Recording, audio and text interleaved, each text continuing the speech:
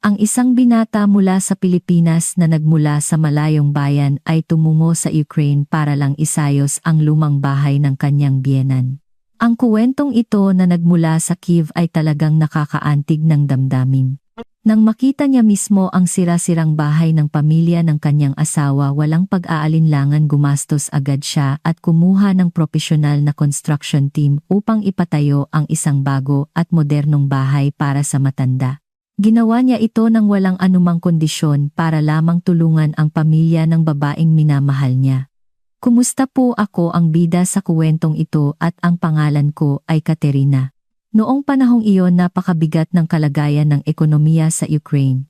Bitbit ang pangarap na maging isang modelo, mag-isa akong naglakbay patungong Maynila. Sa lungsod na ito na bago sa akin, hindi ko lang nakilala ang aking tunay na pag-ibig kundi nakakita rin ako ng bagong tahanan. Nilampasan namin ang hadlang ng wika at pagkakaiba sa kultura at tuluyan kaming naging isang pamilya. Higit pa rito, ang init ng pagmamahal ng aking asawa ay umabot pa sa aking pamilya sa malalayong bahagi ng Kiev. Ngayon kahit bumagyo pa sa labas, hindi na kayo kailangang mag-alala. Ang mga salitang ito na sinabi ng aking asawa nang matapos niyang ipatayo ang bagong bahay ng aking mga magulang ay hindi lang tungkol sa isang istruktura. Isa itong pangako na puno ng pag-ibig at pag-asa. Ang ginawa niya ay nakaantig sa buong nayon. Lahat ay pumuri at nagsabing, ang Pilipinong manugang na ito ay talagang may gintong puso. Ngayon hayaan ninyo kaming tahimik na makinig sa kuwentong ito ng pag-ibig na lumibot sa kalahati ng mundo. Ako si Katerina, isang 24 taong gulang na babae mula sa Ukraine. Ngayon ibabahagi ko sa inyo ang kwento ng malaking pagbabago sa aking buhay. Ang Ukraine, ang lupain ng kaakit-akit na silangang Europa, ay isang lugar ding nalulubog sa krisis pang-ekonomiya. Ang bansang dating umunlad sa agrikultura at industriya ay nahihirapan na ngayon, kung saan ang mga mamamayan ay hirap makabili ng pangunahing pangangailangan sa buhay. Sa gitna ng ganitong mahirap na sitwasyon, taglay ko ang pangarap na maging isang modelo. Kate, napakaganda mo. Saan ka man magpunta, ikaw ang pinakamakinang palaging nagpapalakas ng loob sa akin, si Mama Olena. Ngunit ang katotohanan ay madalas na malupit. Sa Ukraine, ang magandang mukha ay hindi na sapat, naging isang brutal na kompetisyon para mabuhay. Sa masikip na apartment sa Kiev, araw-araw ay sinasabi ko sa sarili habang nakatingin sa salamin, balang araw magkakaroon ako ng buhay na mas maganda kaysa rito. Dumating ang araw na iyon ng mas maaga kaysa sa inaasahan ko. Nagkaroon ng pagkakataon para sa isang maliit na fashion show sa Milan. Namasahe ako, humiram ng pera sa aking kaibigan na si Anna para sa tiket ng eroplano. Hindi ko inakala na doon ko makikilala ang lalaking tuluyang magpapabago ng aking kapalaran. Sa cocktail party pagkatapos ng show, lumapit sa akin ang isang lalaking may mukhang Asyano. Ang galing mo sa runway. Talagang nakakabighani, iyon ang unang sinabi niya sa akin. Noong una inakala kong isa lang itong pambobola. Sa industriya ng pagmomodelo, gasgas na ang mga papuring ganito. Pero iba ang tingin niya, puno ng sinseridad. Mula ako sa Pilipinas, ang pangalan ko ay Marco Reyes. Ako ang operations manager ng isang fashion design company. Pagkatapos niyang magpakilala, nag-usap kami ng maikli. Nagpakita siya ng malaking interes sa aking portfolio at inabot niya sa akin ang kanyang calling card. Ganoon kabilis natapos ang aming unang pagkikita. Pagkalipas ng halos 7 buwan, muli akong sumali sa isa pang fashion show sa Paris naman. Hindi ka panipaniwala, muli ko siyang nakita. Miss Katerina, nagkita tayong muli. Mukhang maganda ang tadhana sa atin, nakangiti niyang sinabi. Ngayon mas matagal kaming nag-usap at nagpalitan kami ng contact details. Tinanong niya ang aking kalagayan. Hindi ako naglihim at tapat kong sinabi sa kanya ang mahirap na sitwasyon sa Ukraine, walang halos trabaho at naghihirap ang aking pamilya. Ang reaksyon niya ay hindi ko inaasahan. Hindi iyon ang murang pagkaawa kundi direktang nagbigay ng solusyon. Bakit hindi mo subukang pumunta sa Maynila? Baka mas marami kang pagkakataon doon. Noong una inakala kong nagbibiro siya, ngunit seryoso ang mukha niya. Kinuwentuhan niya ako tungkol sa industriya ng fashion sa Pilipinas at pinuri niya ang potensyal na taglay ko. Ang pinakamahalaga, naramdaman kong tapat ang intensyon niyang tulungan ako. Maari kang kumuha muna ng short-term visa para subukan ang buhay sa Maynila. Tutulungan kita sa abot ng aking makakaya. Nang makita niyang nag-aalangan ako, hindi na siya nagpilit. Nakangiti siyang nagsabi, "Ang huling desisyon ay nasa iyo, Miss Caterina." Nagbigay lang ako ng isa pang opsyon. Noong gabing iyon, matagal akong nag-isip sa aking silid sa hotel. Ano ang naghihintay sa akin kung babalik ako sa Ukraine? Dagdag na kabiguan at walang pag-asang buhay. Samantalang ang Maynila, bagamat ganap na estranghero, ay maaaring maging simula ng isang bagong buhay. Kinabukasan agad ko siyang kinontak. "Marco, gusto kong subukan sa Maynila." Doon nagsimula ang bagong kabanata ng aking buhay. Nang tumapak ako sa Ninoy Aquino International Airport, Naya, parang tumawid ako sa ibang mundo. Malinis ang paliparan, maayos ang lahat at mabilis ang takbo. Naghihintay na si Marco para sunduin ako. "Miss Caterina, mabuhay. Welcome sa Pilipinas." Nakangiti siyang kinuha ang aking bagahe. Umalis kami sa paliparan at sumakay sa taxi patungong Makati. Nabighani ako sa tanawin sa labas ng bintana. Ang matatayog na gusali ay may iba't ibang kulay ng neon lights. Ang kalsada ay abala ngunit maayos at makikita sa lahat ng dako ang bakas ng modernong teknolohiya. Ito ba talaga ang Pilipinas? Parang eksena sa pelikula. Tumawa si Marco at tumango. Maraming dayuhan ang ganyan ang reaksyon sa unang beses. Pero masasanay ka rin. Inihanda na niya ang isang studio apartment para sa akin. Bagamat malayo ito ng kaunti sa abalang Bonifacio Global City, BGC, madali namang puntahan at ligtas ang lugar. "Dito ka muna magpahinga para masanay ka sa buhay Maynila. Simula bukas dadalhin kita sa iba't ibang lugar."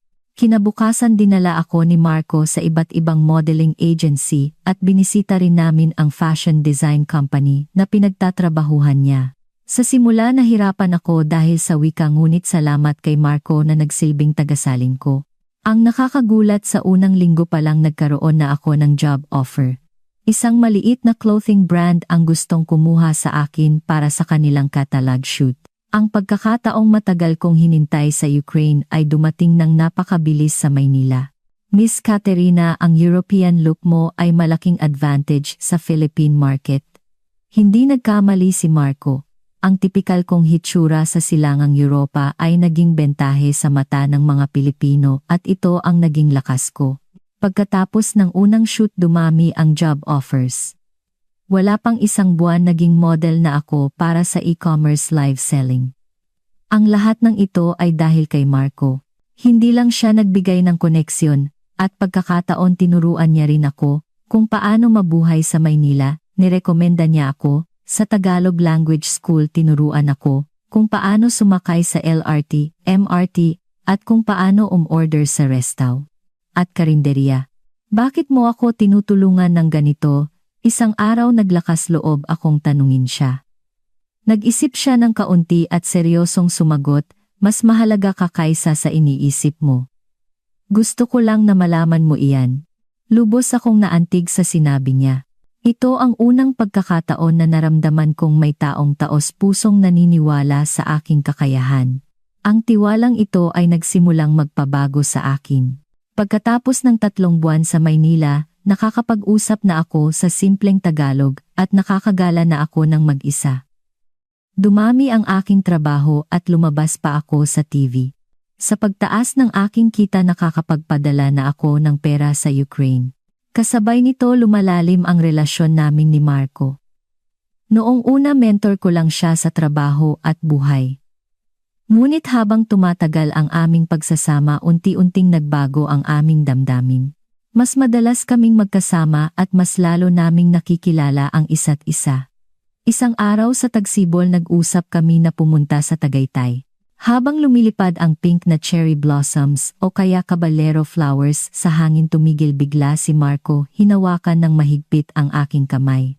"Miss Caterina, simula ng una kitang makita, may gusto na ako sa iyo." Ang pag-amin niya, bagamat biglaan, ay matagal ko nang inaasam. Matagal ko na rin siyang mahal. gusto rin kita Marco. At ganoon formal kaming naging magkasintahan. 7 buwan na ako noon sa Maynila, bilang magkasintahan mabilis na lumalim ang aming pag-iibigan. Ipinakita sa akin ni Marco ang iba't ibang mukha ng Maynila at karatig lugar. Nag-enjoy ako sa bawat sandali na kasama siya. Ang pagkain ng Pilipinas ay talagang nagparamdam sa akin ng pagka-adik. Bagamat hindi ako sanay sa sili-chili, noong una unti-unti akong nahumaling sa kilig ng adobo at sinigang. Ang nanay ni Marco, si Aling Maria, ay mahusay magluto ng tunay na pagkain ng Pilipinas. Madalas niya kaming tawagin upang kumain sa kanila. Kate, anak, kumain ka pa. Napakapayat mo. Noong una medyo hindi ako sanay tawagin akong anak, pero hindi nagtagal na intindihan ko na isa itong pagpapakita na tinatanggap nila ako bilang pamilya. Itinuring ako ni Aling Maria na parang sarili niyang anak. Tinuruan ako ng maraming kaugalian at etiketa ng mga Pilipino. Ang ganda ng ating Kate, parang isang tunay na Filipina na. Ang sinabi ni Aling Maria ay nagpangiti sa lahat. Sa isip ko, umaasa akong darating ang araw na iyon ng mas maaga. Pagkatapos ng 1 taon sa Maynila, naging sikat na ako sa modeling scene. Dumami ang mga brand na nakikipagtulungan sa akin at lumabas pa ako sa runway ng ilang sikat na designer. Mabilis ding umunlad ang aking Tagalog. Ngayon hindi ko na kailangan ng tagasalin sa trabaho. Ngunit sa likod ng lahat ng kasikatan mayroon ding lungkot. Minsan dahil sa pagiging dayuhan nakaranas ako ng pagsaling panlalait o misunderstanding dahil sa kultura. Sa mga sandaling iyon matatag na nakatayo si Marco sa aking tabi, nagpapalakas ng loob sa akin na huwag sumuko. Kate, alam ko kung gaano ka katatag. Hindi ka kayang pabagsakin ng maliit na problema. Ang tiwalang iyon ang nagbigay sa akin ng walang hanggang lakas. Kaya anuman ang mangyari, nagkakaroon ako ng lakas ng loob na harapin ito. Ang mga araw na kasama ko si Marco ay parang isang magandang panaginip. Tuwing weekend nagbiyahe kami sa iba't ibang lugar sa Pilipinas. Maging sa Cebu, Palawan o sa mga makasaysayang lugar sa Intramuros, Manila, nakita ko ang iba't ibang bahagi ng Pilipinas. Mas lalo kong minahal ang lupain at ang mga tao rito.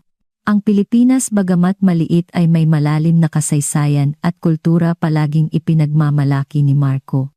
Ang kanyang mga mata ay nagniningning sa pagmamahal sa kanyang bayan. Habang nasasanay ako sa buhay sa Maynila, nakakita ako ng maraming kaibigan. Lalo na ang komodel ko na si Zasasa. Naging matalik kaming magkaibigan. Tinuruan niya ako ng Tagalog at tinuruan ko naman siya ng ilang salitang Ukrainian. Ate Kate, punta tayo sa BGC at magkape, may magagandang cafe doon at maganda rin ang mga bilihan. Ang mga araw na kasama ko si Zaza ay nagpakita sa akin ng masiglang mukha ng kabataan ng Pilipinas, ang vibrant youth culture, iba't ibang sining at musika at ang mabilis na pagbabago ng trend. Sa pamamagitan ng mga karanasang ito, mas lalo kong naintindihan ang Pilipinas. Isang araw dinala ako ni Marco sa isang napaka-espesyal na lugar, ang National Museum Complex sa Maynila. Naglalaman ito ng hindi mabilang na mga kayamanan ng kultura. Gusto mo bang subukan ang Filipiniana? Feeling ko babagay sa iyo ang barot, saya o terno. Ano ang Filipiniana traditional dress bayan ng Pilipinas? Masaya akong pumayag.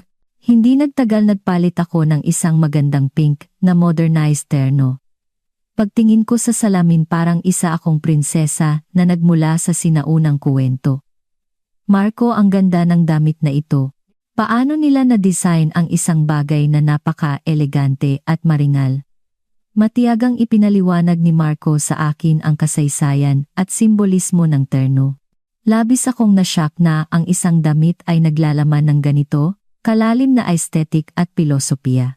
Naglakad kami sa paligid ng museum na nakasuot ng traditional dress. Maraming turista ang lumapit at humingi ng picture. Ang saya-saya namin. Noong gabing iyon, habang kumakain kami sa isang Filipino restaurant, biglang hinawakan ni Marco ang aking kamay at seryosong sinabi, Kate, ang bawat sandali na kasama ka ay napakahalaga. Ikaw ang pinakamagandang regalo na ibinigay sa akin ng Diyos. Ang kanyang mga salita ay taos puso. Sa sandaling iyon, nagdesisyon ako na gusto kong makasama ang lalaking ito habang buhay. Sa eksaktong 2 taon ko sa Maynila dinala ako ni Marco sa isang viewing deck sa Tagaytay. Habang tanaw ang buong city lights ng Maynila bigla siyang lumuhod kinuha ang isang maliit na kahon mula sa bulsa niya. Kate, ang makilala ka ang pinakamalaking swerte ko sa buhay. Gusto kong makasama ka habang buhay. Pakakasalan mo ba ako? Bigla akong naiyak. Sa sandaling iyon naramdaman kong lubos akong napapalibutan ng pag-ibig. Opo Marco, kahit saan basta kasama ka. At ganoon nag-engage kami. Nagsimula ang aming bagong journey. Ang balita ng aming engagement ay ikinagulat ng pareho naming pamilya. Noong una may pag-aalangan si Aling Maria tungkol sa dayuhang manugang. Pero dahil nagkakilala na kami mabilis siyang nagbago ng isip at nagbigay ng kanyang pagpapala. Katerina, ang makasama ka namin sa pamilya ay napakagandang bagay. Simula ngayon ikaw na ang aming anak. Ang mga nakakaantig na salita ni Mama Marco ay muling nagpaiyak sa akin. Natuklasan kong ang konsepto ng pamilya ng mga Pilipino ay may malaking pagkakahawig sa amin sa Ukraine. Mahalaga ang koneksyon ng pamilya, respeto at pag-aalay para sa isa't isa. Agad ko ring ibinalita ang magandang balita sa aking mga magulang sa Ukraine. Sa video call formal kong ipinakilala si Marco at sinabi ang aming plano sa kasal. Noong una nag-alala si Papa, ngunit nang marinig niya si Marco na nagsalita sa basic at may accent na Ukrainian, pangangalagaan ko ang inyong anak habang buhay, naramdaman nila ang sinseridad ni Marco. Basta maging masaya ang aming anak, iyon lang ang hiling namin. Salamat Marco. Para sa kasal nagdesisyon kaming igalang ang kultura ng dalawang bansa. Bukod sa mga tradisyon ng Pilipinas, magdaragdag din kami ng mga elemento ng Ukraine. Ang kasal ay itinakda pagkatapos ng 6 na buwan. Sa panahong ito nagplano kaming umuwi muna sa Ukraine. Gusto kong personal na bisitahin ang aking biyenan. Gusto ko ring makita ang lugar kung saan lumaki si Katerina. Ang mungkahi ni Marco ay nagpainit sa aking puso. Palagi siyang understanding at respetado sa aking pinagmulan. Habang pinaplano ang pag-uwi sa Ukraine, tuloy-tuloy ang aking modeling work. Dahil sikat na ako sa Philippine market, marami akong fashion shows at commercial shoots. Lalo na ang mga Filipino beauty brand ay gusto ang aking foreign look, kaya punong-puno ang aking schedule. Si Marco ay na-promote din sa kanyang fashion design company, kaya mas tumindi ang kanyang responsibilidad. Bagamat madalas siyang mag-overtime, ako pa rin ang nasa puso niya. Kate, available ka ba mamaya? Gusto kitang dalhin sa isang napakagandang lugar. Madalas siyang magbigay ng mga small surprises sa akin, minsan picnic sa riverbank sa Pasig, minsan date sa isang sikat na restaurant sa BGC. Minsan dinadala niya ako sa mga out-of-town drives. Ang mga matatamis na sandaling ito ay nagpapaganda sa aking buhay sa Maynila. Habang papalapit ang aming pag-alis patungong Ukraine, mas lalo akong nanabik. Bagamat madalas kaming mag-video call ng aking mga magulang, iba pa rin ang personal na pagkikita. Ang pinakamahalaga, excited ako na makilala ni Marco ang aking pamilya at ang aking bayan. Marco, bagamat hindi maganda ang ekonomiya ng Kiev, napakagandang lugar iyon. Lalo na ang maliit na parke malapit sa bahay namin, iyon ang paborito kong lugar noong bata pa ako. Laging nakikinig ng seryoso si Marco sa aking kuwento. Interesado siya sa lahat ng bagay tungkol sa Ukraine. Nag-aral pa nga siya ng mga basic Ukrainian greetings. Private hello, tama ba? Ang kanyang accent ay nagpatawa sa akin, pero alam ko kung gaano kahalaga ang kanyang pagsisikap. 1 buwan bago ang aming pag-alis, inihanda na namin ang lahat. Ang tiket ng eroplano at ang mga regalo. Gumugol ng maraming oras si Marco sa pagpili ng mga regalo para sa aking mga magulang. Naghanda siya ng isang set ng magandang traditional Filipino pottery para kay Papa at isang shawl na gawa sa Filipiniana fabric para kay Mama. Ang kanyang atensyon sa detalye ay muling nagpayak sa akin. Ganyan si Marco, maalalahanin at attentive sa maliliit na bagay. Sa wakas dumating ang araw ng aming pag-alis. Sa naiya habang naghihintay kami sa boarding, magkahalo ang aking pakiramdam. Ang kaba at pag-asa na naramdaman ko noong unang dumating ako sa paliparan ay bumalik. Pero ngayon kasama ko si Marco, Iyon ang nagbigay sa akin ng kapayapaan. Kate, okay ka lang ba? Parang kinakabahan ka. Hinawakan ng mahigpit ni Marco ang aking kamay. Ang kanyang palad ay laging nagbibigay ng kapayapaan. Medyo opo. Pero salamat at kasama kita. Dinala kami ng eroplano patungong Kiev. Magsisimula na kami sa isang bagong adventure. Nang lumapag ang eroplano sa Kiev, labis ang pagiging komplikado ng aking emosyon. Sa isang banda ang saya ng muling pagkikita. Sa kabilang banda ang pag-aalala kung ano ang magiging reaksyon ni Marco sa kalagayan ng Ukraine. Ang paliparan ay mukhang mas masikip at mas luma kaysa sa pag-alis ko. Mukhang lalo pang lumala ang ekonomiya ng Ukraine sa loob ng 2 taon. Ngunit gayunpaman maaga kaming sinalubong ni na Mama at Papa sa paliparan. Kate, aking mahal na anak, tumakbo si Mama at niyakap ako ng mahigpit. Nakangiti si Papa at may luha sa kanyang mga mata. Pagkatapos lumapit siya kay Marco ng maingat. Ikaw ba ang binata na nag-aalaga sa aming anak?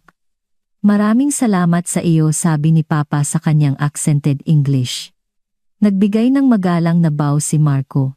Dobre den, magandang araw mahal na biyenin. Isang karangalan na makilala kayo.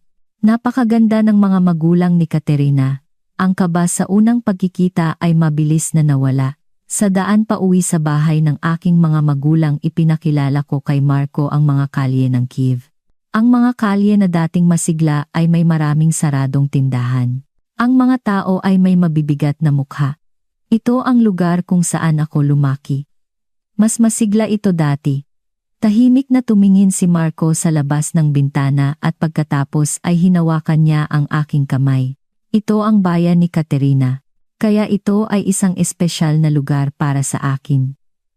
Nang makarating kami sa bahay ng aking mga magulang, laking gulat ko, ang bahay ay mas luma kaysa sa aking alaala.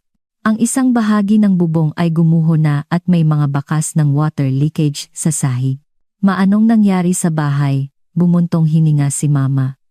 Masyadong madalas ang bagyo storm nitong nakaraan. Hindi na kinaya ng lumang bubong. Wala rin kaming pera para ayusin. Naramdaman ko ang kirot sa aking puso. Bagamat nagpadala ako ng pera mula sa Maynila, mukhang hindi pa rin ito sapat. Ang krisis sa ekonomiya ng Ukraine ay mas malala at hirap silang panatilihin ang kanilang pang-araw-araw na buhay. Maingat na tiningnan ni Marco ang bahay. Masikip ang kanyang noo na parang may iniisip siya. Noong gabing iyon kumain kami ng reunion dinner kasama ang aking mga magulang. Bagamat simple ang pagkain, ito ay puno ng pagmamahal ni Mama kaya napakasarap. Pagkatapos kumain, inilabas ni Marco ang mga inihanda niyang regalo. Lubos na naantig ang aking mga magulang sa mga regalong ito na galing sa Pilipinas. Lalo na si Mama nang isuot niya ang shawl na gawa sa Filipiniana fabric, labis ang kanyang tuwa. Napakaganda. Ito ang unang beses na nakatanggap ako ng ganitong regalo.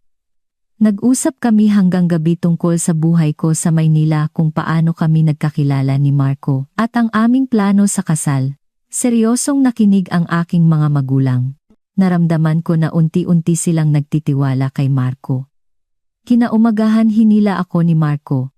Kate, maingat kong sinuri ang bahay kahapon.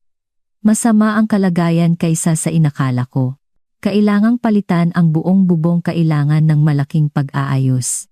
Tumango ako. Alam ko, pero malaking halaga ang gugugulin, di ba?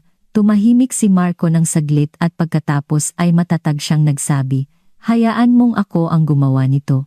Kukuha ako ng pinakamahusay na construction team para ayusin ang bahay ng aking biyenan.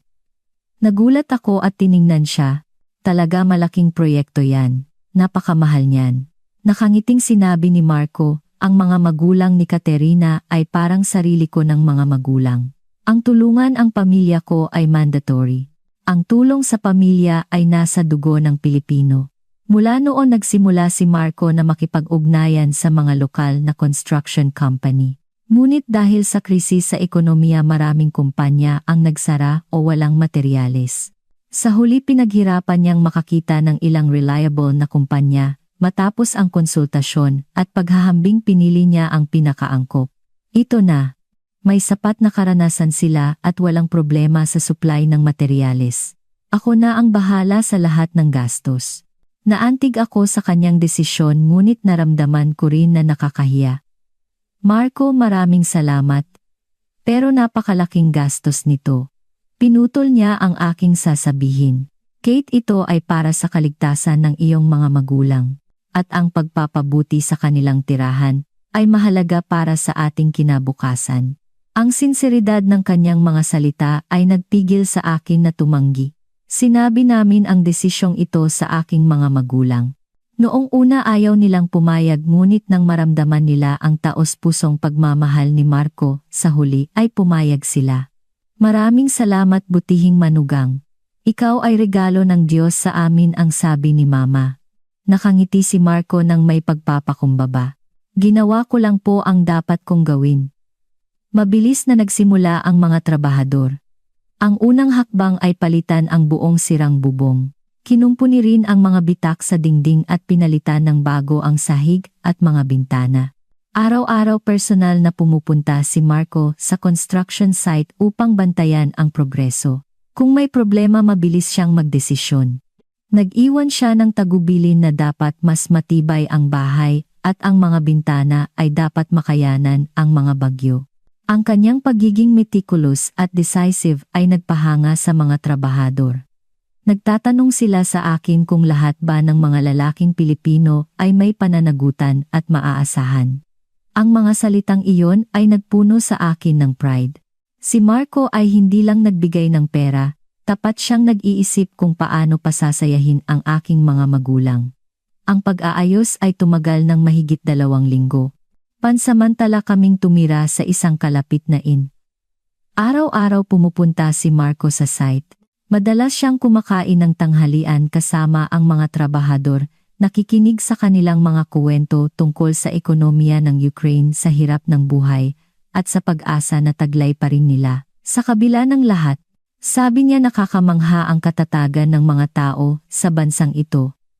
Kahit sa gitna ng hirap, nakangiti pa rin sila at nagtutulungan. Tumango ako. Ang katatagan at init ng puso ng mga Ukrainian ay ang pinakapinagmamalaki ko. Sa wakas natapos ang renovation. Bumalik kami sa bagong-bago naming tahanan. Ang bubong ay matibay, ang mga dingding ay puting-puti. Pinalitan ang mga bintana at sahig. Ang buong bahay ay parang bagong tayo. Nagdagdag pa si Marco ng isang maliit na gulayan at in-upgrade ang kitchen equipment para maging moderno. Umiyak ang aking mga magulang sa tuwa nang makita nila ang bagong bahay. Hindi raw nila inakala na makakatira sila sa ganitong kagandang bahay. Hinawakan nila ang kamay ni Marco at nagsabi, maraming salamat anak. Humble si Marco. Ginawa ko lang po ang dapat. Ngayon kahit bumagyo pa hindi na kayo aalalahanin sa pagtulo. At sa maliit na gulayan na iyan makakapagtanim na si Mama ng paborito niyang herbs. Noong gabing iyon nagtipon ang mga kapitbahay at nagkaroon ng maliit na party. Nagulat sila sa pagbabago ng bahay at hindi tumigil sa pagpuri kay Marco. Talagang nakakita ng magandang kapalaran si Katerina. Hindi namin inakala na ang isang Filipino ay napakagalante at warm-hearted. Ang swerte ninyo sa ganitong manugang. Ang sinabi ng mga kapitbahay ay nagpuno sa akin ng pride. Hindi lang binago ni Marco ang aking buhay, binago rin niya ang pananaw ng aking pamilya at mga kapitbahay. Pagkatapos ng party umupo kami sa bagong gawa na gulayan at tiningnan ang mga bituin. Hinawakan ng mahigpit ni Marco ang aking kamay. Kate, napakasaya ko na naging isang pamilya tayo. Hindi ko makakalimutan ang mga sandali rito. Sumandal ako sa balikat niya. Marco, napakabuti mong tao. Ano ang nagawa ko para makilala ka? Hinalikan niya ang aking noo at mahinahon siyang nagsabi, ako ang dapat magsabi niyan. Ikaw ang pinakamalaking swerte ko sa buhay. Ganoon kami nakatitig sa mga bituin, nag-iisip tungkol sa aming kinabukasan, ang kasal sa Maynila, ang pangarap na magsimula ng sarili naming pamilya at ang pag-asa na magkaroon ng isang tahanan na pinagsama ang kultura ng Ukraine at Pilipinas. Ang isang buwan na pananatili namin sa Ukraine ay isang unforgettable na karanasan. Mas lalo naming nakilala ang isa't isa at naramdaman namin ang tunay na kahulugan ng pamilya. Si Marco ay hindi lang nagbigay ng tulong pinansyal kundi nagbigay din ng sinseridad at pagmamahal sa aking pamilya. Gabi bago kami bumalik sa Maynila naghanda ng masaganang hapunan ang aking mga magulang para sa amin. Ang mesa ay puno ng traditional Ukrainian dishes ni Mama. Naglabas pa si Papa ng isang matandang bote ng alak. Ang alak na ito ay natanggap namin noong ipinanganak si Katerina. Hindi namin naisip na inumin. Inantay namin ang isang malaking araw. Ngayon na ang araw na iyon, sabi ni Papa. Ininom namin ang alak, nag-cheers. Sa sandaling iyon ang dalawang pamilya na may iba't ibang kultura at wika ay opisyal na naging iisang pamilya. Pakiusap, ingatan mo ang aming anak. Iyon lang ang aming hiling, sabi ni Papa. Seryosong sumagot si Marco. Pangako. Mas hihigitan ko ang pag-iingat sa kanya kaysa sa sarili kong buhay. Mamahalin ko siya at poprotektahan. Ang mga salitang iyon ay nagpaiyak kay Papa. Si Mama ay tahimik na nagpunas ng luha. Sa sandaling iyon naramdaman ko na ako ang pinakamasayang tao sa mundo. Kinabukasan umalis kami patungong paliparan. Ang pamamaalam ay palaging malungkot ngunit iba ang pakiramdam ngayon. Ang aking mga magulang ay may matibay at ligtas na tahanan. Kami naman ay ikakasal na at magsisimula ng aming sariling pamilya. Babalik ako. Sa susunod isasama ko ang mga magulang ni Marco. Niyakap ako ng mahigpit ni Mama. Hinawakan ni Papa ang kamay ni Marco at nagsabi, anak ka na namin. Ang bahay na ito ay bukas para sa iyo anumang oras. Nang makasakay kami sa eroplano tiningnan ko ang tanawin sa labas, ang aking bayan, ang aking pinagmulan. Dahil sa pag-ibig ni Marco mas lumiwanag ang lugar na iyon. Salamat Marco. Salamat sa lahat ng ginawa mo para sa aking pamilya. Hinawakan ni Marco ang aking kamay. Huwag kang magpasalamat.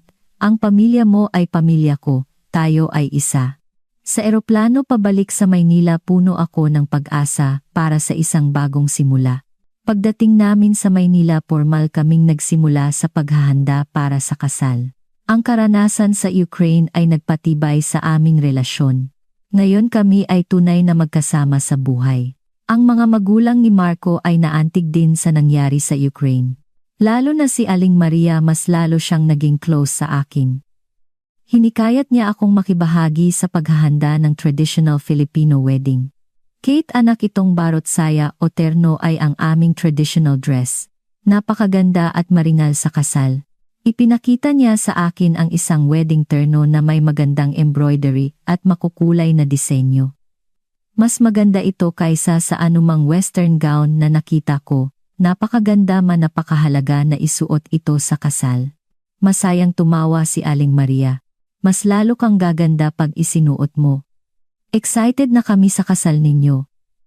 Ang kasal ay itinakda 3 buwan pagkatapos naming bumalik sa Maynila. Sa panahong ito nagpatuloy ako sa pagmomodelo. Si Marco ay abala rin sa kanyang trabaho. Pero gabi-gabi nag-uusap kami tungkol sa detalye ng kasal. Kate, gusto kong imbitahan ang mga kaibigan mo sa Ukraine para sa kasal. Ano sa tingin mo? Nagulat ako sa mungkahi ni Marco. Dahil sa hirap ng ekonomiya hindi madaling makapunta sa Pilipinas ang aking mga kaibigan. Pero sinabi niya na siya ang bahala sa plane ticket. Talaga, kung makakapunta sila napakaganda. Lalo na sina Ana at Demetro, sila ang best friends ko. Nakangiting sinabi ni Marco, kausapin mo sila. Sana makita nila ang espesyal na araw natin. Noong gabing iyon kinausap ko ang aking mga kaibigan. Tuwang-tuwa silang tinanggap ang imbitasyon. Lalo na si Ana, umiyak siya sa telepono at nagsabi, Kate, napakasaya ko para sa iyo. Ang Filipino mong asawa ay isang angel. Oo Ana, napaka-espesyal ni Marco. Makikita mo pag nakilala mo siya. Sa paghahanda ng kasal nakita ko ang isa pang aspeto ng kultura ng Pilipinas. Ang kasal ay hindi lang pag-iisa ng 2 tao, kundi pag-iisa ng 2 pamilya. May maraming traditional ceremonies at etiketa, lalo na ang pamanhikan, formal meeting ng pamilya na napakahalaga. Huwag kang kabahan, magugustuhan nila ang isa't isa, sabi ni Marco. Tulad ng sinabi ni Marco, naging maayos ang pamanhikan.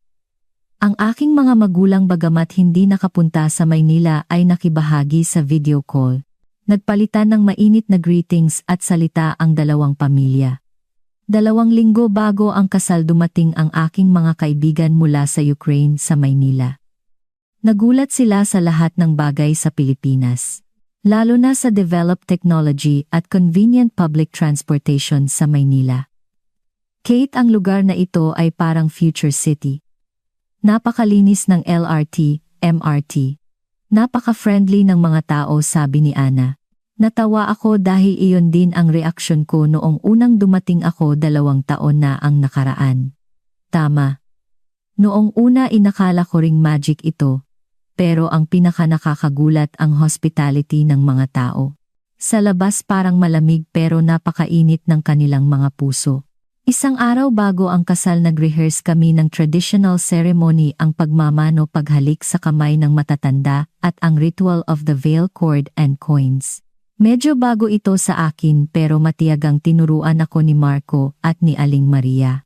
Magbow ka ng 3 beses at pagkatapos ay ibigay mo ang aras, coins at cord. Kinabahan ako. Kaya ko bang gawin ng tama, paano kung magkamali ako? Hinawakan ng mahigpit ni Marco ang aking kamay. Huwag kang mag-alala. Alam ni Mama na dayuhan ka. Kahit magkamali ka, magiging cute lang sa kanila. Sa wakas dumating ang araw ng kasal. Maaga akong gumising para maghanda. Sa tulong ng makeup artist at hairstylist, unti-unti akong nagbago bilang isang nobya. Nang isuot ko ang wedding terno, tumingin ako sa sarili ko sa salamin at nagulat ako. Kate, napakaganda mo, para kang isang Filipino princess, pumuri si Zazasa. Ngumiti ako. Salamat Zazasa. Parang panaginip ito ngayon. Nang makarating kami sa wedding reception, maraming guests na ang dumating, ang mga kamag-anak ni Marco, mga kaibigan, co-workers, at ang aking mga kaibigan mula sa Ukraine. Lahat sila ay nagtipon upang ipagdiwang ang espesyal na araw na ito. Kinakabahan ka ba, tanong ni Marco nang makita niya ako sa waiting room. Suot niya ang traditional barong Tagalog, mas gwapo siya kaysa sa dati. Medyo. Pero mas masaya ako. Sa pag-iisip na makakasama ko si Marco, habang buhay hinawakan ko ng mahigpit ang kanyang kamay. Ako rin. Simula ngayon tayo ay isang tunay na pamilya. Ang kasal ay pinagsama ang tradisyon ng Pilipinas at Western style. Una ang simplified traditional ceremony at pagkatapos ang modernong ceremony. Ang sinserong pagpapala ng dalawang pamilya, ang mga kanta ng mga kaibigan at ang aming mga vows, bawat sandali ay nakakaiyak. Lalo na ang vow ni Marco na nagpaiyak sa akin. Sabi niya, Kate, ikaw ang pinakamagandang regalo sa aking buhay. Bagamat galing tayo sa iba't ibang bansa at kultura, magkakaugnay ang ating puso. Nangangako ako na mamahalin, igagalang at makakasama ka sa paglaki habang buhay. Ang iyong kaligayahan ay kaligayahan ko. Ang iyong kalungkutan ay handa kong makibahagi. Isa na tayong whole. Sa nanginginig na boses, nangako rin ako, Marco, ikaw ang taong nakita ko sa aking panaginip ng hindi mabilang. Nagpapasalamat ako sa iyong warmth, honesty at malalim na pag-ibig. Bilang asawa mo, magiging matibay akong supporter mo. Sa kaligayahan man o kalungkutan, kalusugan man o sakit, mananatili ako sa iyong tabi habang buhay. Mahal kita hanggang sa walang hanggan. Inihayag ng MC ngayon, opisyal na silang mag-asawa. Maaari na halikan ng nobyo ang nobya. Mahinahong hinalikan ako ni Marco. Ang hiyawan at palakpakan ng mga guests ay umalingaw-ngaw sa buong hall. Pagkatapos ng seremony, nagkaroon ng pagmamano at ritual of the veil, cord and coins. Bagamat kinakabahan ako, nagawa ko ng maayos batay sa rehearsal. Mainit akong tinanggap ng mga magulang ni Marco. Ang ganda ng ating manugang. Ngayon bilang miyembro ng aming pamilya, sana maging masaya ka, sabi ni Aling Maria. Naantig ako. Sa pagiging dayuhan na may ibang kultura, naramdaman ko na taos-puso ang kanilang pagtanggap sa akin. Ang pinakamasayang bahagi ng reception ay ang carrying ceremony, sinasabing sumisimbolo ito ng maraming anak at good fortune. Binuhat ako ni Marco at umikot sa hall, nagtawanan ang lahat at nagpalakpakan.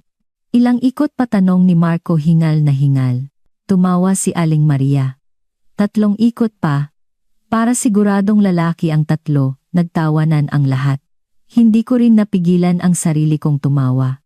Sa masayang atmosphere na ito naramdaman ko ang tunay na init ng pamilya. Sa reception may Filipino at Ukrainian na pagkain, lalo na ang traditional Ukrainian borscht at ang Filipino adobo na parehong naging paborito. Ang traditional drinks ng dalawang bansa ay available din para sa lahat. Ito ang Philippine gin o lambanog na pakatapang. Dahan-dahan lang sa pag-inom ipinakilala ni Marco sa aking mga kaibigan ang drink. Naging curious sila at uminom ng isang baso. Wow, ang tapang pero masarap. Parang Ukrainian vodka. Ang cultural exchange ay nangyari ng natural sa reception. Ang mga tao mula sa dalawang bansa ay nagkaroon ng bonding sa pamamagitan ng pagkain, musika at sayaw. Ang highlight ng reception ay ang aming first dance. Sumayaw kami sa tunog ng isang espesyal na musika na pinagsama ang traditional Filipino music at Ukrainian folk music. Naghiyawan ang mga guests. Kate, napakasaya ko ngayon, mahinahong sabi ni Marco sa aking tenga habang sumasayaw kami. Tiningnan ko ang kanyang mga mata at sumagot, ako rin. Ito ang pinakamasayang araw sa buhay ko. Pagkatapos ng kasal nag-honeymoon kami sa Palawan. Sa magandang beach na ito ginugol namin ang aming unang magagandang sandali bilang mag-asawa. Marami kaming pinag-usapan tungkol sa aming kinabukasan. Kate, anong uri ng buhay ang pinangarap mo, tanong ni Marco habang naglalakad kami sa beach. Gusto kong magkasama tayong magpalaki, magsuportahan sa isa't isa. At balang araw gusto ko ng isang anak. Isang anak na matututo ng kultura ng Pilipinas at Ukraine ang sabay sagot ko. Nakangiti si Marco at hinawakan ng mahigpit ang aking kamay. Ganoon din ang iniisip ko. Kahit galing tayo sa iba't ibang kultura, maaari itong maging advantage natin. Mararanasan ng ating anak ang kagandahan ng dalawang mundo. Pagkatapos ng honeymoon lumipat kami sa bagong apartment na inihanda ni Marco. Bagamat medyo malayo ito sa BGC, maganda ang facilities ng bagong gusali at komportable ang paligid. Ito ang una nating tahanan. Gusto mo ba, tanong ni Marco? Napangiti ako. Opo, naramdaman ko na ngayon ito ang sarili naming tahanan. Mas madali ang pagsasanay sa bagong buhay kaysa sa inakala ko. Iginagalang namin ang lifestyle at preferences ng isa't isa at sabay kaming nagtayo ng isang harmonious na kapaligiran sa bahay. Tuwing weekend nagluluto kami, nanonood ng movie at minsan naglalakad sa parks sa Maynila. Pagkatapos ng 6 na buwan ng aming kasal, nagdesisyon ako ng isang malaking bagay. Habang nagpapatuloy sa pagmumodelo, nagsimula akong mag-aral ng fashion design ng systematic. Nang makita ko ang kasipagan ni Marco sa trabaho, gusto ko ring lalong makilahok sa fashion industry. Napakagandang ideya, Kate, may innate talent ka sa aesthetics.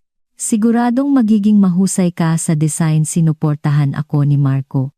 Sa suporta ni Marco, nag-enroll ako sa isang sikat na fashion design academy sa Maynila. 2 beses akong pumapasok sa isang linggo. Sa natitirang oras nagmomodelo pa rin ako. Ang buhay sa paaralan ay puno ng challenges. Bukod sa language barrier, mas bata sa akin ang karamihan sa mga classmates ko, pero hindi ako sumuko. Nag-aral ako ng mabuti at unti-unti akong nagkaroon ng kaalaman tungkol sa fashion design sa Pilipinas. Si Katerina ay napaka-passionate at sinubukan niyang pagsamahin ang Ukrainian colors at patterns sa mga Filipino elements. Napaka-creative. Ang papuri ng professor ay nagbigay sa akin ng higit na confidence. Na-realize ko na ang aking natatanging cultural background ay isang malaking advantage sa design. Sa gitna ng abalang buhay, isang araw naramdaman ko na may kakaiba sa aking katawan.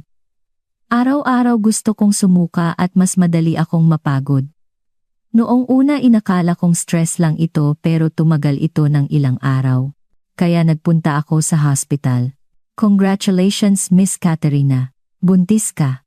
Mga 7 linggo na, sabi ng doktor. Nagulat ako at natuwa.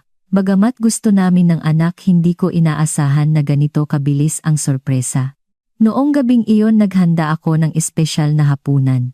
Pagkatapos umuwi ni Marco, kinakabahan kong sinabi sa kanya ang magandang balita. Marco, may napakagandang balita ako ngayon. magkakababy na tayo.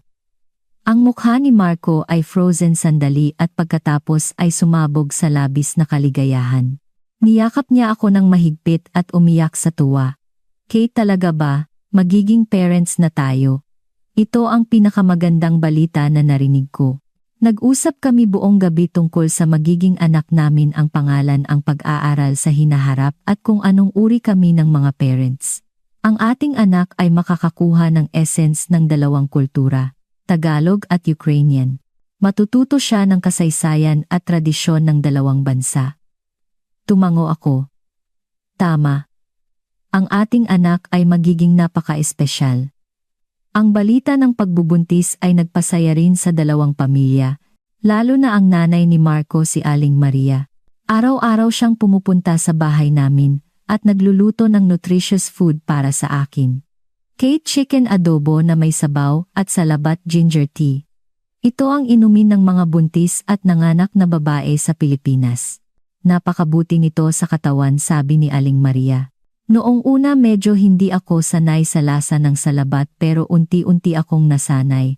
Kahit iba ang kultura ng pagbubuntis sa Pilipinas at Ukraine, pareho silang naglalayong protektahan ang kalusugan ng ina at anak. Habang buntis ako, hindi ko iniwan ang pag-aaral. Pero ang modeling work ay unti-unting nabawasan. Mas nag-focus ako sa design studies. Habang lumalaki ang tiyan ko, nagkaroon ako ng interes sa stylish at komportableng damit para sa buntis. Mukhang mahirap makakita ng magandang damit ng buntis sa Pilipinas. Karamihan sa mga designs ay simplo o kulang sa sense of design, dahil dito nagsimula akong mag-design ng isang line ng maternity fashion. Noong una school project lang ito pero nakakuha ng atensyon ng professor at ilang fashion brands ang nagpakita ng interes. Nang 7 buwan akong buntis, nagkaroon ako ng aking unang maternity fashion show. Bagamat maliit, maraming fashion people at media ang dumating. Ang aking designs ay nakakuha ng magagandang reviews.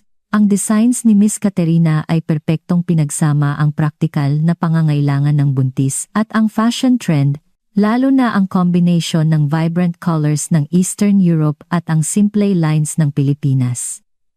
Nakakabighani ang sabi ng fashion magazine. Ang mga review na ito ay nagbigay sa akin ng malaking confidence. Nagdesisyon ako na ipagpatuloy ang project na ito. Sa huling bahagi ng aking pagbubuntis, naghanda ako para sa panganganak. Pumunta kami ni Marco sa prenatal class at bumili ng mga gamit para sa sanggol. Nag-alaga si Marco ng lahat ng bagay na kaya niyang gawin para sa akin. Kate, kung napapagod ka, sabihin mo lang sa akin. Tutulungan kita. Ang kanyang warmth ay nagpuno sa akin ng pasasalamat araw-araw, at natutuwa ako na ang aming anak ay lalaki sa ganitong mapagmahal na kapaligiran. Nang papalapit ang due date, lumipad ang aking mga magulang sa Pilipinas para dalawin ako.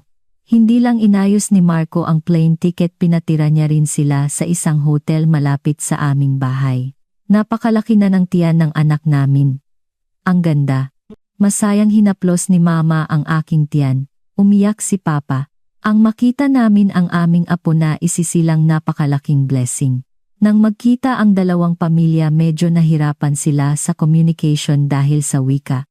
Pero mabilis silang nagkaintindihan sa pamamagitan ng gestures, expressions at sa tulong ni Marco at sa akin. Lalo na ang usapan tungkol sa grandchild na isisilang na mabilis na naglapit sa kanila. Ang ating apo ay magiging masuwerteng bata. Dahil isisilang siya sa ganitong mapagmahal na pamilya, sabi ni Aling Maria. Tumango si Mama at hinawakan nila ang kamay ng isa't isa. 1 linggo bago ang due date, nagsimula ang contractions ko. Kalmadong dinala ako ni Marco sa hospital. Agad ding dumating ang dalawang pamilya. Kate, kaya mo iyan. Napakatatag mo. Nandito ako sa tabi mo, hinawakan ng mahigpit ni Marco ang aking kamay sa delivery room. Mula sa kanyang suporta, nakakuha ako ng lakas. Pagkatapos ng 10 oras ng contractions, isinilang ang aming anak na babae. May rosy cheeks siya at malakas ang kanyang iyak. Napakaganda niya. Kate, ang galing mo, ang lakas ng ating anak, nanginginig ang boses ni Marco sa tuwa. Bagamat pagod ang katawan ko, napuno ako ng hindi maipaliwanag na kaligayahan. Anong ipapangalan natin sa kanya? nagsuggest ako ng pangalan na matagal ko nang iniisip. Sofia. Maganda ba common din ito sa Ukraine at maganda ang tunog sa Pilipinas? Ang Filipino name naman paano kung Sofia Maria nakangiting sabi ni Marco, Sofia Maria, napakagandang pangalan. Bagay na bagay sa aura ng anak natin. At ganoon si Sofia Maria ay naging bagong miyembro ng aming pamilya. Ang kanyang pagsilang ay nagdala ng mas maraming kaligayahan at kahulugan sa bawat isa sa amin. Ang pagsilang ni Sofia Maria ay nagdala ng bagong kaligayahan sa aming tahanan. Ang mga lolo't lola ay nagmamahalan sa kanya. Lalo na si Aling Maria at ang aking mama na nag-uusap tungkol sa pag-aalaga ng bata. Mas lalo silang naging close. Dito sa Pilipinas traditional ang pagbabalot sa sanggol sa kumot sabi ni Aling Maria habang binabalot niya si Sofia Maria. Interesado si mama na tiningnan siya. Sa Ukraine ganito ang paggamit namin ng baby carrier para buhatin ang sanggol sa katawan. Mas naririnig ng sanggol ang tibok ng puso ni mama kaya mas ligtas ang pakiramdam niya. Iginagalang nila ang parenting methods ng isa't isa at nag-iisip sila kung paano makakahanap ng pinakaangkop na paraan para kay Sofia Maria. Isang buwan na natili ang aking mga magulang sa Pilipinas. Sa panahong iyon nagkaroon kami ng maraming magagandang alaala. Naglaan ng oras si Marco na dalhin sila sa iba't ibang tourist spots ipinakilala ang kultura at kasaysayan ng Pilipinas. Ito ang Rizal Park, isa ito sa pinakamahalagang historical landmarks sa Pilipinas. Nag-iwan ng malalim na impresyon ang traditional architecture at malalim na kultura ng Pilipinas sa aking mga magulang, lalo na si Papa. Interesado siya sa kasaysayan ng Pilipinas. Ang bilis umunlad ng Pilipinas sa maikling panahon. Napakahusay, marami tayong dapat matutunan sa Ukraine. Gabi bago umalis ang aking mga magulang naghanda kami ng isang espesyal na dinner sa bahay. Ang mesa ay puno ng Filipino at Ukrainian na pagkain. Ang mga matatanda kaming mag-asawa at si Sofia Maria ay nagtipon. Napakaganda ng picture na ito ang isang pamilya na may iba't ibang kultura at wika ay nagkakasama at kumakain ang sinabi ni Marco ay sinang-ayunan ng lahat. Sa sandaling iyon naintindihan ko ang tunay na kahulugan ng pamilya na kayang lampasan ang kultura at bansa. Pag-alis ng aking mga magulang formal akong nagsimula sa buhay ng working mom at student. Bagamat mahirap nagpatuloy ako sa tulong ni Marco at ng kanyang mga magulang. Lalo na si Aling Maria halos araw-araw siyang pumupunta para alagaan si Sofia Maria. Kate mag-aral ka ng maigi. Ako na ang bahala kay Sofia Maria. Dapat lang naalagaan ng lola ang apo niya, ang mga salitang ito ay nagbigay sa akin ng malaking comfort. Ang family culture ng Pilipinas lalo na ang mga lolo't lola na aktibong nakikibahagi sa pagpapalaki ng mga apo ay bago sa akin ngunit lubos akong nagpapasalamat. Sa paaralan nagpatuloy ako sa maternity fashion collection ko. Pinalawak ko ito at ginawang aking thesis. Ang koleksyon ay pinangalanan kong Liwanag ni Nanay Mother's Radiance pinagsama ang design elements ng Pilipinas at Ukraine. Ang resulta ay komportable at fashionable na maternity wear. Ang koleksyon ni Katerina ay lampas na sa student project. May mataas itong commercial potential ang assessment ng professor ay nagbigay sa akin ng lakas ng loob. Mas lalo akong sinuportahan ni Marco. Kate, napaka-espesyal ng design mo. Bakit hindi mo subukang gawin itong isang tunay na brand? Ang mungkahi ni Marco ay isang malaking challenge sa akin ngunit isa ring pagkakataon na magpapabilis ng tibok ng puso ko. Nagsimula akong magplano na gawing isang tunay na commercial brand ang Liwanag ni Nanay pagkatapos ng graduation. Nang mag-isang taon si Sofia Maria nagtapos ako ng may high honors sa Fashion Design School. At pormal akong nagsimula sa paghahanda para sa brand launch. Ginagamit ni Marco ang kanyang karanasan sa kumpanya para tulungan akong gumawa ng business plan at marketing strategy. Inayos din niya ang mga pagkakataon para sa akin na i-present ang aking business idea sa ilang investors. Ang brand ni Katerina ay higit pa sa fashion. Mayroon itong ideya ng cultural diversity at inclusion. Lalo na ang niche market ng buntis at new moms na hindi pa fully developed. Ito ay isang blue ocean market. Salamat sa brilliant presentation ni Marco, nakakuha ako ng initial investment para simulan ang brand. Nagsimula kami sa isang online store at pagkatapos ay nagsimula sa small batch production. Ang proseso ay mas mahirap kaysa sa inakala ko. May mga problema sa quality control, marketing at BPP. Lahat ay new challenge sa akin. Ngunit sa matibay na suporta ni Marco at ng kanyang mga magulang at sa aking karanasan sa pag-aalaga kay Sofia Maria, unti-unting lumaki ang brand.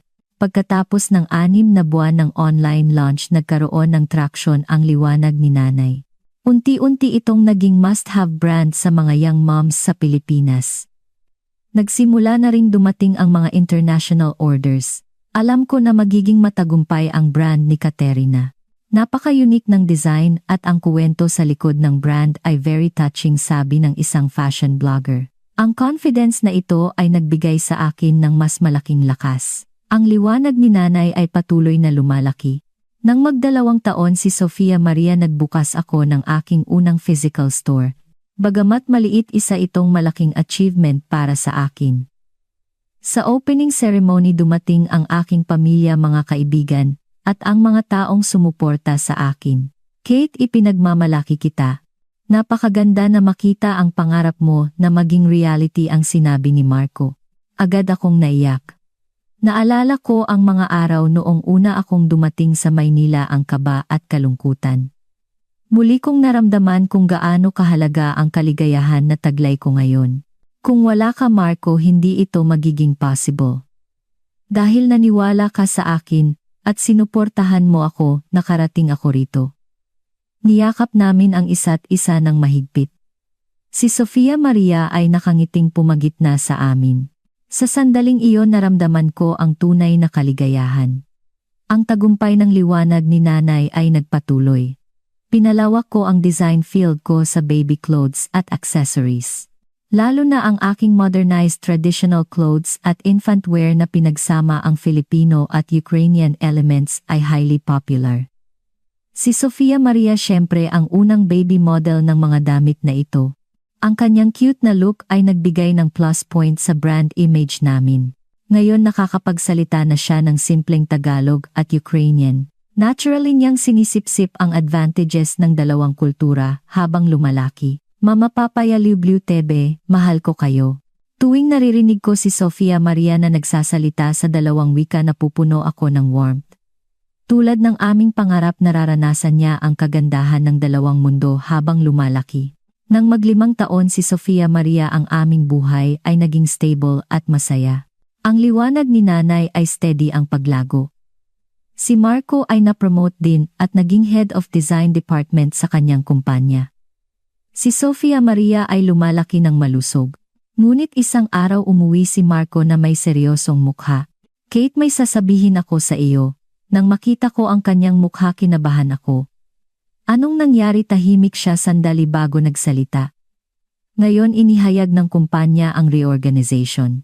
Mabibili ang kumpanya at maraming tao ang mawawalan ng trabaho. Nagulat ako. Marco, kasama ka ba sa listahan? Tumango siya ng may bigat. Oo, I'm laid off. Mag-aalis ako pagkatapos ng 6 na buwan. Biglang sumagi sa isip ko ang iba't ibang bagay, ang gastos ng aming buhay, ang kinabukasan ni Sofia Maria at ang nararamdaman ni Marco. Pero mabilis akong kumalma. Hinawakan ko ang kanyang kamay ng mahigpit. Okay lang, Marco. Mag-iisip tayo ng paraan. Napakagaling mong tao. Hindi magtatagal, may bagong opportunity na darating. Tiningnan ako ni Marco nang may pasasalamat. Salamat, Kate. Napakaganda na kasama kita. Nag-usap kami ng matagal tungkol sa aming plano sa hinaharap. 6 na buwan ay sapat na oras para maghanap siya ng bagong trabaho. Sa ngayon maari kaming mabuhay sa kita ng aking brand at sa separation pay niya. Bakit hindi nating gamitin ang pagkakataong ito para magpahinga at gawin ang mga bagay na matagal mo nang gustong gawin pero na-delay dahil sa trabaho? Hindi ba gusto mong mag-design ng sarili mong line? Ang sinabi ko ay nagpabigat ng aisip ni Marco. Oo, matagal ko nang interesado sa menswear design pero na-delay dahil sa trabaho. Nagdesisyon kami na gawing opportunity ang krisis na ito.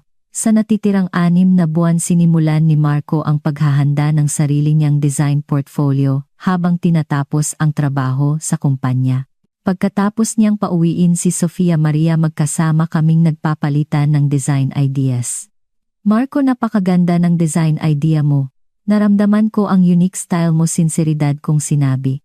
Taos-puso akong naniniwala sa kanyang talent. At ang tiwalang ito ay nagbigay kay Marco ng malaking lakas. Habang lumilipas ang panahon, ang portfolio ni Marco ay naging mas mayaman at diverse. Nag-conceptualize siya ng isang menswear line na pinagsama ang traditional Filipino elements at modern design aesthetics. Ang ideyang ito ay cohesive sa aking cultural fusion na concept para sa liwanag ni Nanay. Kate, gusto ko ring ipakita sa mundo ang kagandahan ng aming kultura tulad ng ginagawa mo. Ang mga Filipino lines, colors at traditional patterns gusto kong i-reinterpret sa modernong paraan sa damit. Ang passion ni Marco ay lalong tumindi. Ang designs ni Marco ay naging mas refined. Isang buwan bago ang kanyang last day, may dumating na unexpected opportunity. Isang fashion investor na pumunta sa store ng liwanag ni Nanay, ang aksidenteng nakakita ng design sketches ni Marco at nagpakita ng malaking interes. Kaninong designs ito? Napaka-innovative ng ideya at unique ang style. Buong pagmamalaki akong sumagot. Ito po ang work ng asawa ko. Siya ay isang fashion designer at naghahanda siya ng sarili niyang men's line. Agad na hiniling ng investor na makipagkita kay Marco. At ganoon ang isang casual conversation ay naging isang bagong business partnership. Nakakuha si Marco ng investment para i-launch ang sarili niyang brand Manila Classic. Ang kalungkutan sa pag-alis sa kumpanya ay naging excitement para sa bagong simula. Kate, hindi ako makapaniwala na dumating ang ganitong pagkakataon. Ikaw ang may gawa nito. Masayang niyakap ako ni Marco. Natutuwa ako sa kanyang tagumpay na parang tagumpay ko na rin. Resulta iyan ng iyong pagsisikap. Nag-cheer lang ako sa tabi mo. At ganoon naging designer couple kami na may sarili-sariling brand. Liwanag ni Nanay at Manila Classic. Bagamat ang dalawang brand ay may similar concept at style, women's wear at men's wear ang focus namin. Naturally, nagsimula kaming mag-collaborate couple wear, family wear at special clothes para kay Sofia Maria. Ang aming designs na cleverly pinagsama ang Filipino at Ukrainian cultural elements ay nakakuha ng maraming atensyon. Ang napakagandang meeting ng dalawang kultura ay nagbigay ng ganitong kagandahang damit. Nakakaantig ang review ng isang fashion magazine ay nagbigay sa amin ng mas malaking confidence. Nagsimula kaming magplano para sa mas malaking stage. Nang mag-4 na taon si Sofia Maria, nakakuha kami ng pagkakataon na makilahok sa Manila Fashion Week. Si Marco at ako ay naghanda ng isang collection na may temang The Meeting of Two Worlds. Ito ay isang work na nag-condensed ng aming life story. Kate, inakala mo ba na makakarating tayo rito? Naalala mo pa ba noong una tayong nagkita? Tanong ni Marco habang naghahanda kami para sa show. Nakangiti akong umiling. Hindi ko inakala, hindi ko inisip, pero ngayon parang panaginip ito. Napakasaya ko. Sa araw ng fashion show, ang aming designs ay nakakuha ng overwhelming na reaction. Lalo na sa finale nang lumabas si Sofia Maria bilang baby model. Ang palakpakan ng audience ay napakalakas. Suot niya ang isang magandang dress na pinagsama ang traditional Filipino patterns at vibrant Ukrainian colors. Naglakad siya ng may confidence sa runway. Mama, napakasaya, masayang sinabi ni Sofia Maria sa backstage. Umiyak kami sa tuwa ni Marco. Pagkatapos ng show, ang atensyon sa aming brand ay mabilis na lumawak Japan, China, Singapore at maging sa Europe at USA. Kate, isa ka ng international designer.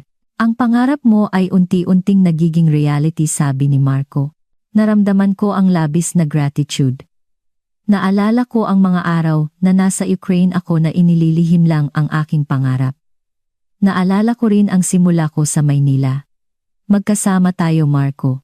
Magkasama nating ginawang reality ang ating pangarap. Ang tagumpay sa career ay nagdala rin sa amin ng financial abundance. Nakalipat kami sa isang mas malaking bahay at nakapagbigay ng mas magandang educational environment kay Sofia Maria. Pero ang pinakamahalaga, mas lalo naming naintindihan at minahal ang isa't isa.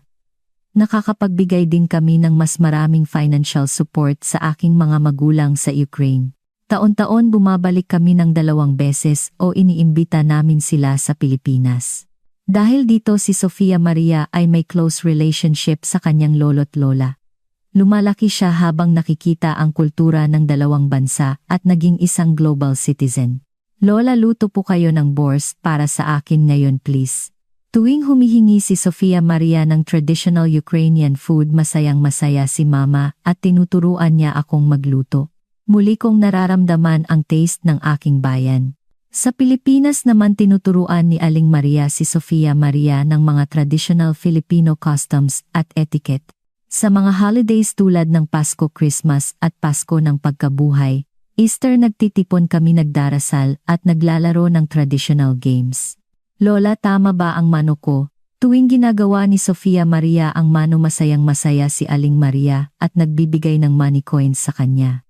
Aba, napakaganda at sweet ng apo namin. Napakalaking blessing namin siya. Ganoon kami nag-e-enjoy sa buhay, na pinagsama ang 2 kultura, at ang buhay na ito ay nagbibigay ng bagong inspiration sa aming designs. Mabilis ang paglipas ng panahon. Nang mag-5 taon si Sofia Maria, nagkaroon kami ng isa pang magandang balita. Buntis ako sa aming pangalawang anak. Marco, magiging mom at dad na tayo ulit, tingnan mo ang pregnancy test. Nagsaya si Marco. Kate, talaga ba? Wala nang masasaya pa rito. Sinabi namin ang balita kay Sofia Maria. Noong una medyo confused siya pero mabilis siyang na-excite.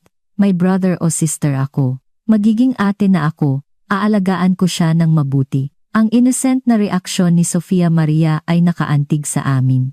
Umaasa kami na ang paparating na anak ay magiging cute din tulad ni Sofia Maria. Ang pangalawang pagbubuntis ko ay mas madali kaysa sa una. May experience na ako at nagagamit ko ang maternity wear ng liwanag ni nanay. Pero sa pagkakataong ito, kailangan kong i-manage ang brand at ang pregnancy symptoms, medyo mas nakakapagod. Kate, huwag mong pilitin ang sarili mo, ang kalusugan ang pinakamahalaga. Laging nag-aalala si Marco sa akin. Voluntarily siyang gumawa ng mas maraming housework at nag-alaga kay Sofia Maria. Dahil sa kanyang warmth, naging komportable ako sa aking pagbubuntis. Nang 5 buwan akong buntis, nagpa-gender check kami. Lalaki ito. Lalaki Marco, complete na tayo, daughter and son. Naantig si Marco at hinaplos ang aking tiyan. Gusto ko kung anuman ang gender. Basta malusog ang baby. Habang buntis ako, nagpatuloy ang paglago ng aming brands. Lalo na ang liwanag ni nanay na solid na ang posisyon sa maternity fashion. Ang Manila Classic ay nagkaroon din ng sarili niyang niche sa menswear market.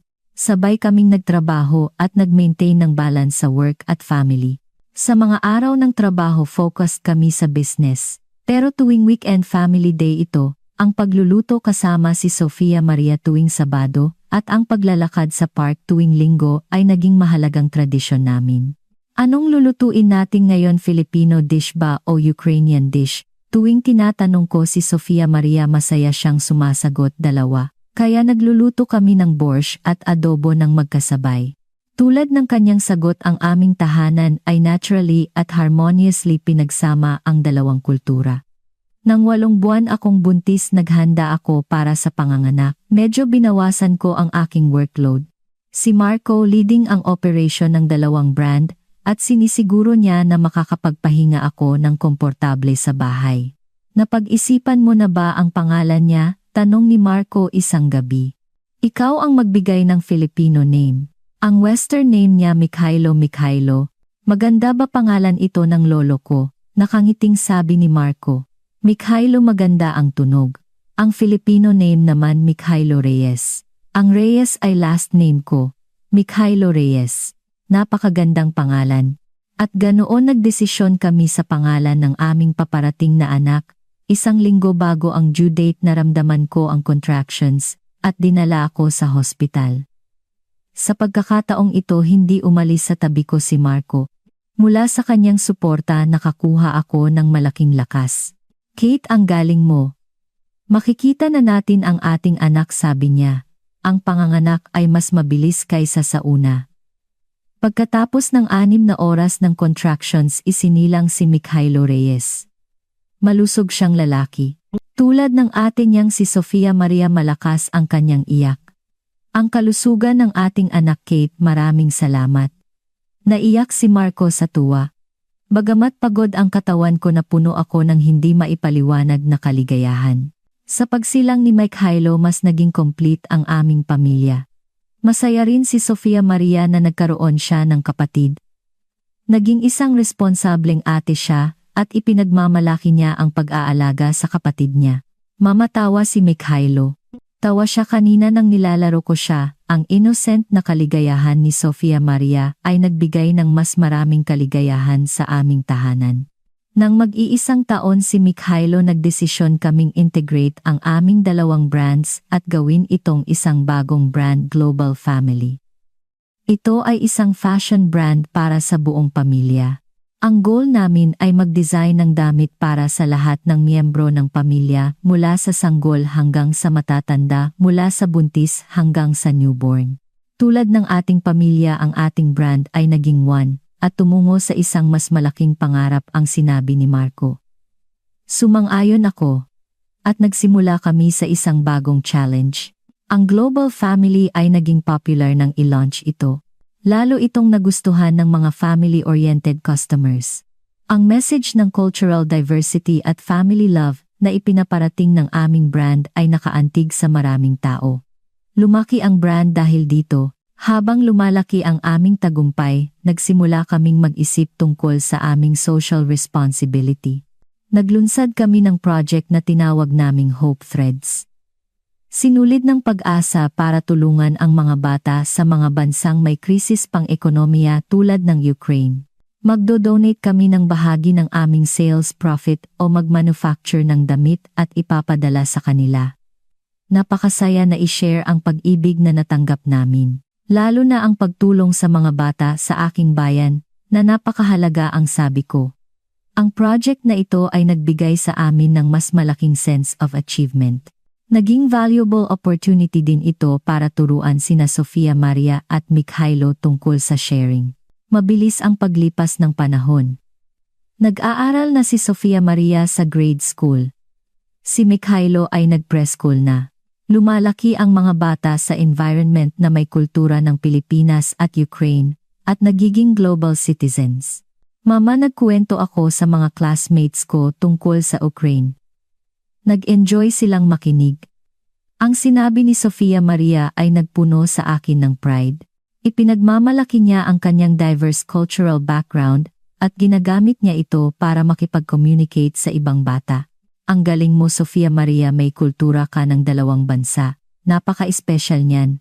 Mahalaga na i-share mo iyan sa mga kaibigan mo. Ang kwento ng aming pamilya ay nakuha rin ang atensyon ng media. Maraming media outlets ang humingi ng interview sa amin na may headline na designer couple na nagtagumpay sa paglampas sa cultural boundaries. Ang aming kuwento ay nagbigay ng inspiration sa maraming tao. Miss Katerina, ano ang pinakamalaking challenge na hinarap mo nang dumating ka sa Pilipinas? Tanong ng isang reporter sa isang interview. Tapat akong sumagot, siyempre ang language barrier at cultural differences. Pero sa tulong ni Marco, ng kanyang pamilya at ng maraming kaibigan sa Pilipinas, nalampasan ko ito, at sa proseso ng paglampas, nakakuha ako ng mas malawak na creativity at mas malalim na understanding. Ang aming kuwento ay ipinakilala bilang success story ng isang multicultural family. Nagbigay ito ng pag-asa sa mga intercultural couples sa Pilipinas. Kung ang aming karanasan ay makakatulong sa iba, napakaganda. Tulad ng sinabi ni Marco, umaasa kami na ang aming kuwento ay maging source of inspiration ng iba. Lumipas ang 10 taon. Hindi na ako ang Ukrainian girl na puno ng kaba sa hindi pamilyar na lupain. Ngayon isa akong designer na minamahal sa Pilipinas, mother ng 2 anak at wife ng isang masayang pamilya. Pagtingin ko sa lahat ng ito, parang panaginip. Mula sa casual meeting sa Milan hanggang sa unang pagdating sa Maynila, ang pag-ibig kay Marco at ngayon ang aming masayang pamilya. Kate, sa nakalipas na 10 taon, ano ang iniisip mo? Tanong ni Marco isang gabi. Ang pasasalamat sa fate na nagbigay sa akin ng pagkakataong ito at sa iyo, Marco, na unconditionally naniwala at sumuporta sa akin. Ang lahat ng nagawa natin ay napakahalaga. Nakangiti si Marco at hinawakan ang aking kamay. Nagpapasalamat din ako. Salamat at pumasok ka sa buhay ko at nagtayo-tayo ng ganitong kagandang pamilya. Ang journey natin ay nagsisimula pa lang. Marami pa tayong pangarap na aabutin. Tiningnan namin ang isa't isa at ngumiti. Sa sandaling iyon naintindihan ko ang tunay na kaligayahan. Hindi ito tungkol sa glamorous success o material wealth. Ito ay ang simple ngunit precious na mga sandali na kasama ang taong mahal mo. Mula Ukraine hanggang Pilipinas, ang kwento ng aming pamilya ay nagpapatuloy. Taglay ang kagandahan ng dalawang kultura, araw-araw kaming nangangarap ng bago at magkasama kaming sumusulong sa pangarap na iyon. Ito ang kwento na gusto kong ibahagi sa inyo, ang kwento ng mga taong galing sa iba't ibang mundo na nagkita, nag-ibigan, nagtupad ng kani-kanilang mga pangarap at nagtayo ng isang magandang pamilya. At kung gaano kalaking blessing ang Pilipinas sa akin sa prosesong ito. Ang Pilipinas ay nagbigay sa akin ng isang bagong simula, isang bagong pagkakataon at isang bagong pamilya. Ang kultura, ang mga tao, at ang spirit ng lugar na ito ay tuluyang nagbago ng aking buhay. Para rito magiging grateful ako habang buhay. Kung sino man sa inyo ang nasa mahirap na sitwasyon, huwag kayong susuko. Anumang oras maaaring magsimula ang isang bagong simula. Ang inyong pangarap ay matutupad. Taos-puso akong umaasa na ang aking kwento ay maging liwanag ng pag-asa sa inyong mga puso. Sa huli, gusto kong i-share ang isang mahalagang lesson na natutunan ko sa buong journey na ito. Ang kultura, nasyonalidad at wika ay hindi pader na naghihiwalay sa atin. Sa halip, maari itong maging tulay na nagpapayaman sa ating buhay. Si Marco at ako ay laging nag-respect sa kultura ng isa't isa at natutunan naming gawing unique advantage ang pagkakaiba. At ang spirit na iyon ay naipasa sa aming mga anak, sina Sofia Maria at Mikhailo. Ang Pilipinas ay hindi na lang tirahan sa akin. Naging second home ko na ito. Ang warmth ng mga tao rito, ang kultura, at ang diligence at innovation ng mga Pilipino ay valuable treasures na pinasasalamatan ko araw-araw. Siyempre, ang Ukraine ay mayroon ding mahalagang place sa aking puso. Napakalaking blessing na taglay ko ang kagandahan ng dalawang bansa. Ang kwento ng aming pamilya ay patuloy na isinusulat. Si Sofia Maria ay lumaki na at naging isang confident young lady na leadership role sa paaralan. Si Mikhailo ay lumaki at naging isang curious at creative na bata. Ang dalawang bata ay fluent sa dalawang wika at madaling nakikipag-ugnayan sa mga kaibigan na may iba't ibang kultura. Ang global family ay patuloy na lumalaki. Ngayon lumampas na ito sa Asia at tumungo na sa markets ng Europe, America at South America. Ang ideya namin na ipahayag ang cultural diversity sa pamamagitan ng fashion ay nakakuha ng malawak na resonance sa buong mundo. Lalo na ang aming Hope Threads project ay lumawak na sa mas maraming bansa, tumutulong sa mga batang nasa kahirapan sa buong mundo. Si Marco at ako ay hindi na lang fashion designers. Nagsisilbi rin kaming cultural exchange ambassadors. Madalas kaming nagbibigay ng talks sa mga multicultural families, i-share ang aming karanasan, at ipinapaliwanag kung gaano kalaking advantage ang cultural diversity. Huwag kang matakot sa inyong pagkakaiba. Ang pagkakaiba na iyan ang magpapatingkad sa inyo. Iyan ang message na palagi naming ini-stress, at ang aming pamilya ay gusto ring maging living proof ng message na ito. Salamat sa inyong concern at love. Kung nagustuhan ninyo ang video na ito, please subscribe, like at share. Ang inyong suporta ang driving force para makapag-share kami ng mas maraming touching stories. At please i-share ninyo rin ang inyong thoughts sa comment section. Ang stories na i-share ninyo ay magiging malaking inspiration sa aking creation. Muli, maraming salamat. May your life be full of happiness and good fortune.